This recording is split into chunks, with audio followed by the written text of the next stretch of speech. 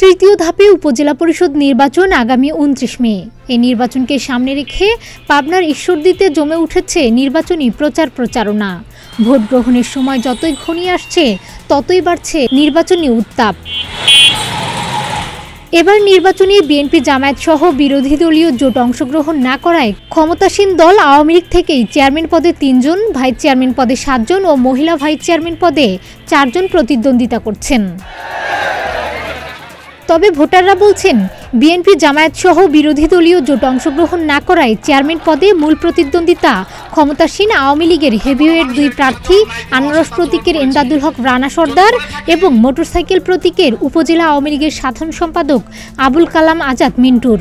আসন্ন ঈশ্বরদী উপজেলা নির্বাচনে আমি একজন ভোটার হিসাবে মনে করি যে নির্বাচনটা অনেকটা সুস্থ হবে।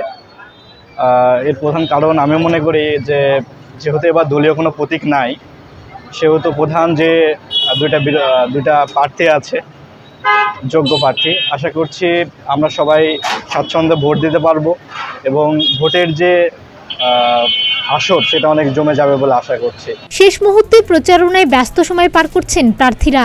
তবে আলোচনা সমালোচনার কেন্দ্রবিন্দুতে আওয়ামী লীগের 2 হেভিওয়েট প্রার্থী।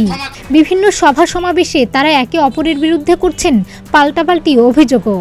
উপজেলা পরিষদেও আমি সেবামূলক কিছু কাজ করতে চাই এবং এদেশের মানুষের সেবায় নিয়োজিত থাকতে চাই। এই উদ্দেশ্যে আমার আসলে উপজেলা নির্বাচন করা।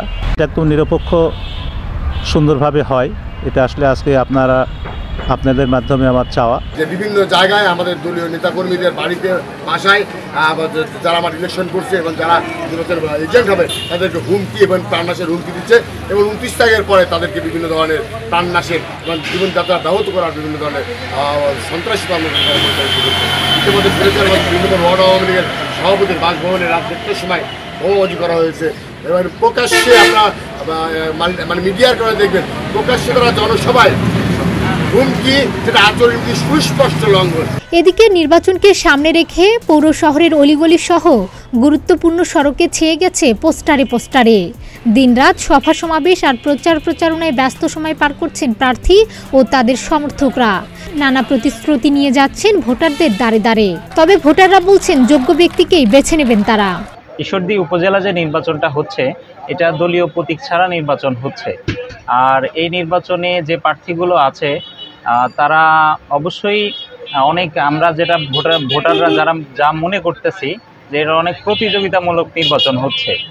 আর আমরা চাই যে এই নির্বাচনটাকে কেন্দ্র করে আমরা এরকম নির্বাচন হোক যে আমরা ভোটারদের দাবি যে যোগ্য প্রার্থী যারা আছে এদের মধ্যে থেকে আমরা একজন যোগ্য নেতাকে বেছে নির্বাচিত করতে চাই, যা আমাদের ঈশ্বরদীর জন্য উন্নয়নমূলক কাজ করবে। 2-3টা প্রতীক নিয়ে যারা ভোট করছে তাদের মনে করেন আমরা সুষ্ঠুভাবে ভোট দেওয়ার আশা করছি, সুষ্ঠুভাবে যেন আমরা দিতে পারি। নির্বাচন কর্মকর্তা বলছেন, নির্বাচনকে কেন্দ্র করে সকল প্রস্তুতি সম্পূর্ণ হয়েছে। নির্বাচন অবাধ, সুষ্ঠু ও নিরপেক্ষভাবে অনুষ্ঠানের জন্য সকলে কাজ করছেন। যে নির্বাচন অবাধ, সুষ্ঠু এবং নিরপেক্ষ হবে, ভোটাররা যাতে নির্বিঘ্নে ভোট দিতে আসতে পারে, সেই আইন শৃঙ্খলা রক্ষা যাতে স্বাভাবিক থাকে এবং আমরা সর্বোচ্চ কঠোর অবস্থানে থাকব। এবং ঈশ্বরদী উপজেলাবাসীকে আমি আহ্বান করব, আপনারা নিরাপদে নির্বিঘ্নে ভোট কেন্দ্রে আসুন, আপনারা আপনাদের নাগরিক অধিকার প্রয়োগ করুন, গণতন্ত্রের ধারাবাহিকতা বজায় রাখুন। উপজেলায় 7 ইউনিয়ন ও একটি পৌরসভায় মোট ভোটার সংখ্যা রয়েছে 2,24,966 জন। ডেস্ক রিপোর্ট, প্রতিদিনের বাংলাদেশ।